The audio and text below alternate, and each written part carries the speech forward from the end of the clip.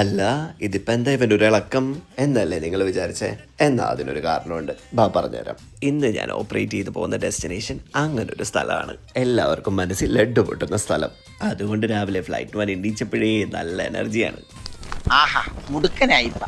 ഇന്ന് ഞാൻ അതുകൊണ്ട് മേക്കപ്പ് അല്പം കൂടുതൽ ഇട്ടിട്ടുണ്ട്. എങ്ങനെയുണ്ട്?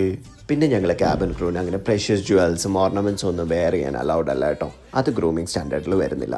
The most precious ornament you wear on board is your smile. അങ്ങനെ ഞാൻ എൻ്റെ ഈ കോപ്രായം കാട്ടലൊക്കെ കഴിഞ്ഞ് ഫ്ലൈറ്റിന് പോകാൻ ഇറങ്ങി. ഇന്ന് എൻ്റെ ഡിപ്പാർച്ചർ എയർപോർട്ടിന് ഒരു വ്യത്യാസമുണ്ട്. നമ്മുടെ ഡൽഹിയിലെ ഇന്ദിരാഗാന്ധി ഇന്റർനാഷണൽ എയർപോർട്ടിൽ നിന്നാണ് ഇന്ന് ഞാൻ ഫ്ലൈറ്റ് ഓപ്പറേറ്റ് ചെയ്യുന്നത്. ഇവരൊക്കെ ഇന്ന് എൻ്റെ കൂടെ ഓപ്പറേറ്റ് ചെയ്യുന്നവരാണ് കേട്ടോ. ഡൽഹി എയർപോർട്ട് നമ്മുടെ ബംഗളൂരു എയർപോർട്ടിൻ്റെ അത്ര വരില്ലെങ്കിലും എന്നാലും കുഴപ്പമില്ല. അങ്ങനെ ഞാൻ പിള്ളേർക്ക് ചെറിയ രീതിയിൽ ഒരു ബ്രീഫിംഗ് ഒക്കെ കൊടുത്ത് എൻ്റെ ലോഹപക്ഷിയുടെ അടുത്തെത്തി. കണ്ടിട്ട് കൊതിയാവുന്ന എനിക്ക്. നിങ്ങൾക്ക് ഒന്നും കിട്ടൂല അല്ലെന്ന അഭിപ്രായമുള്ളവർ കടക്കപ്പുറത്ത്. പിന്നെ ഈ കണ്ടതൊന്നും ഞാൻ കഴിച്ചതല്ല കേട്ടോ. ഞങ്ങൾ എയർ ഇന്ത്യ പാസഞ്ചേഴ്സിന് സെർവ് ചെയ്യുന്ന ഫുഡാണ്. നല്ല കിടിലം ഫുഡ്. അത് കഴിഞ്ഞൊരു കട്ടിംഗ് ചായ കണ്ടോ. ഓൺ ബോർഡ് കട്ടിംഗ് ചായ കിട്ടുന്ന വേറെ ഏത് എയർലൈൻ ഉണ്ട്?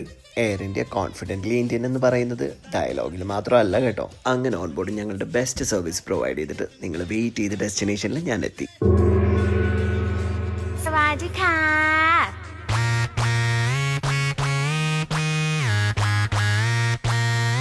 അങ്ങനെ ഞങ്ങൾ ഹോട്ടലിലെത്തി. ഇതൊരു റിസോർട്ട് പ്രോപ്പർട്ടിയാണ് കേട്ടോ. അല്ല അടിപൊളി വൈബുള്ള ഒരു ഹോട്ടൽ.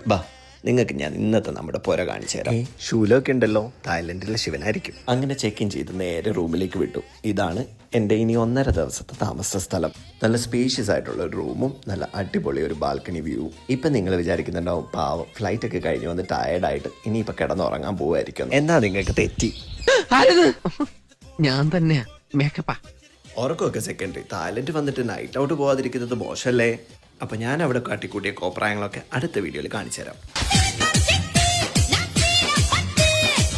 അപ്പോൾ എല്ലാവർക്കും safe flights and keep smiling.